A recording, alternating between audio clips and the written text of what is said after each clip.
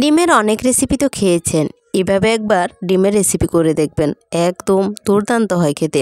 এখন শীতকাল চলে এসেছে, ফুলকপিও বাজারে অ্যাভেলেবেলই পাওয়া যাচ্ছে। তাহলে চলুন ফুলকপি আর ডিম দিয়ে আজকে আপনাদের সাথে একটা সুন্দর রেসিপি শেয়ার করব। এর জন্য আমি 6টা ডিম নিয়ে নিয়েছি আর বড় সাইজের একটা ফুলকপি নিয়ে নিয়েছি। ডিমগুলোকে প্রথমে আমি একটা প্রেসার কুকারের মধ্যে দিয়ে দিলাম। এগুলোকে আমি প্রেসার কুকারের মধ্যে সেদ্ধ করে নেব। আপনারা চাইলে অন্য পাত্রেও সেদ্ধ করতে পারেন, তবে আমি ব্যক্তিগতভাবে প্রেসার কুকারে ডিম সেদ্ধ করে খুব সুবিধা বোধ করি। সেই জন্য আমি প্রেসার কুকারে একটু লবণ দিয়ে দিলাম আর পরিমাণ মতো জল দিয়ে আমি প্রেসার কুকারে এটাকে একটা সিটি দিয়ে নেব। তারপর ঠান্ডা হয়ে গেলে খুলে নেব।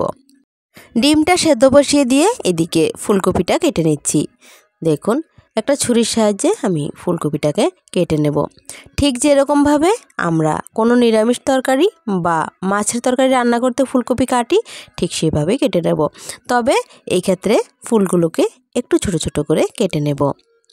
দেখুন, ফুলকপিটা কিন্তু একটা হলো অনেকটা বড় সাইজের, কিন্তু এরকম একটা ফুলকপি এখন নতুন নতুন বাজারে উঠছে, তো প্রায় 70 থেকে 80 টাকা দাম।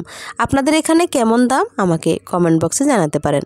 দেখুন, আমি ছোট ফুলগুলোকে একই রকমভাবে রেখে দিচ্ছি আর একটু বড় সাইজের ফুলগুলোকে মাঝখান বরাবর 2 টুকরো করে কেটে নেব। এরকমভাবে আমি সবটা ফুলকপি কেটে নেব। ফুলকপির মাঝখানের যে কচি ডাঁটাটা রয়েছে সেটাও আমি এখানে দিয়ে দিলাম। খেতে খুব স্বাদ লাগে, সেই জন্যই দিয়ে দিচ্ছি। চাইলে আপনারা স্কিপ করতে পারেন। এবার সব কিছু কাটাকাটি হয়ে গেলে আপনাদেরকে দেখিয়ে দিচ্ছি। এগুলোকে একটু ভাপে বসিয়ে দেব আর এদিকে একটা আলু কেটে নেব। এই আলুটাই আমি দেব, এর থেকে বেশি আর আলু দেব না। আলুটার আমি খোসা ছাড়াইনি, এটাকে এভাবে ডুমো ডুমো করে কেটে নিচ্ছি। এটাকে আমি সেদ্ধ করে নেব। সেদ্ধ করে খোসাটা ছাড়িয়ে নেব। কেটে নিলাম ডুমো ডুমো করে সবটা আলু। এবার আলুটাকে ভালোভাবে ধুয়ে আমি সেদ্ধ বসিয়ে দেব। চাইলে আপনারা খোসা ছাড়িয়ে একেবারে কেটে নিয়ে তারপর রান্না করতে পারেন। আমি আলু রান্না করতে সেদ্ধ করে রান্না করি বা ভাপিয়ে রান্না করি, সেই জন্যই আমি এভাবে নিয়ে নিলাম। দেখুন, এবার ওভেনের কাছে চলে এসেছি, রান্না শুরু করব। কড়াই বসানো হয়ে গেছে, তেলও দিয়ে দিয়েছি। তেলটা গরম হয়ে গেলে ফুলকপিগুলো একটু ভাপিয়ে জলটা ফেলে দিয়েছিলাম। এখন নতুন নতুন ফুলকপি বেরিয়েছে, ভাপিয়ে একটু জলটা ফেলে না দিলে কেমন যেন খেতে লাগে, বেশি একটা ভালো লাগে না। সেই জন্য একটু ভাপিয়ে ফেলে দিলেই ভালো হয়। এটা আপনাদের ব্যক্তিগত ব্যাপার, আমার ক্ষেত্রে এটা সুবিধা হয়, সেই জন্যই আমি করি। এবার দেখুন, ফুলকপিটাকে আমি হালকা একটু ভেজে নিয়েছি, তারপর আলুটা দিয়ে দিচ্ছি। আলুটাকে সেদ্ধ করে নিয়েছিলাম, দেখুন খোসা ছাড়িয়ে নিয়ে চলে এসেছি। এবার আলু আর ফুলকপি একসাথে ভেজে নেব। আলুগুলোর পরিমাণে আবারও নুন হলুদ দিয়ে দিয়েছি। আগে ফুলকপির পরিমাণে দিয়েছি, এবার আলুর পরিমাণে। এবার বেশ ভালোভাবে নাড়াচাড়া করতে করতে আমি ফুলকপি ও আলুটাকে লাল লাল করে ভেজে নেব। দেখুন, লাল লাল করে কিন্তু ভেজে নিয়েছি। এবার এগুলোকে নামিয়ে নিচ্ছি। কড়াইতে আবারও সামান্য একটু তেল দিয়ে দিয়েছি, বেশি তেল দিতে যাবেন না, ডিমগুলো ভেজে নেব। দেখুন, যদিও দেখা যায়নি, আমি দেখাচ্ছিলাম যে আপনাদেরকে ডিমগুলোকে আমি ছুরি দিয়ে একটু মাঝখান বরাবর একটু একটু করে 2-3 সাইডে কেটে দিয়েছি, যাতে করে ডিমগুলো না ফাটে। এবার নুন ও হলুদ দিয়ে ডিমগুলোকে আমি লাল লাল করে ভেজে নেব। ডিম ভাজার সময় অল্প তেল দিলেই ডিমগুলো সুন্দরভাবে লাল লাল করে ভাজা হয়, মশলাটা গায়ে লেগে থাকে।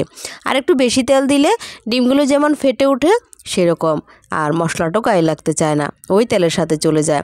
দেখুন, ডিমটা ভাজা হয়ে গেলে এবার কড়াইতে আরও তেল দিয়ে দিলাম, সর্ষের তেল দিলাম। এবার একটা তেজপাতা দিলাম ফোড়নে। এবার এখানে একটা টমেটো, 2টো রসুন আর 2টো বড় সাইজের পেঁয়াজ ডুমো ডুমো করে কেটে নিয়েছি। পেঁয়াজ আর রসুনটাকে আমি এবার ভেজে নেব। বেশ কিছুক্ষণ নাড়াচাড়া করে এবার আমি এটা ভাজা হতে থাক, এদিকে কিছুটা মশলা তৈরি করে নিচ্ছি, সেটাই আপনাদেরকে দেখাবো। একটা বাটিতে আমি ধনে, জিরে, মৌরি একসাথে মিক্স করে গুঁড়ো করে রাখা আমার ঘরে তৈরি মশলা, সেটা দিয়ে দিলাম। আপনারা চাইলে মৌরিটা স্কিপ করে ধনে জিরে গুঁড়ো ব্যবহার করতে পারেন। এবার কাশ্মীরি লঙ্কার গুঁড়ো, কাঁচা লঙ্কা বাটা, আদা গুঁড়ো, নুন ও হলুদ দিয়ে জল দিয়ে ভালোভাবে মশলাটাকে গুলে নিলাম। এভাবে মশলা গুলে রেখে দিলে এতে বাটা মশলার স্বাদ অনেকটা পাওয়া যায়। এদিকে মশলাটা গুলে রেখে দিয়েছি, আর এদিকে আমি পেঁয়াজ রসুনটাকে একটু লাল লাল করে ভেজে একটা টমেটো কেটে রেখেছিলাম, সেটাকে দিয়ে দিলাম। এবার সব কিছু একসাথে বেশ কিছুক্ষণ নেড়ে চেড়ে আমি মশলাটা দিয়ে দিলাম। মশলাটা দিয়ে আবারও বেশ কিছুক্ষণ নেড়েচেড়ে ভেজে নেব, যতক্ষণ না পর্যন্ত মশলাটা কষে যাচ্ছে। দেখুন মশলা কষানো হয়ে গেছে, যেতটুকুই তেল দিয়েছি ততটুকুই কিন্তু দেখা যাচ্ছে তেলটা ভেসে উঠেছে। এই পর্যায়ে আমি সব কিছু যা যা ভেজে রেখেছিলাম সবগুলো দিয়ে দিচ্ছি। ডিমটা চাইলে পরে আপনারা দিতে পারেন, কিন্তু আমি ডিমটাও দিয়ে দিলাম। একই সাথে সব কিছু কিছুক্ষণ নাড়াচাড়া করে নেব। মশলার সাথে সব কিছু একসাথে নাড়াচাড়া করে আমি সামান্য একটু জল দিয়ে দেব, ভালোভাবে যেন মশলাটা সবজির সাথে মিশে যায়।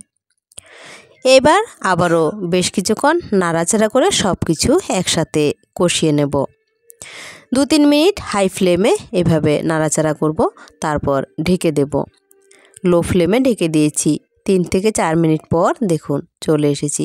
সব কিছু কিন্তু খুব ভালোভাবে একদম স্মুথলিভাবে সেদ্ধ হয়ে গেছে। আমি এবার ঝোল দিয়ে দিলাম। ঝোলটা আপনারা পরিমাণ বুঝে দেবেন।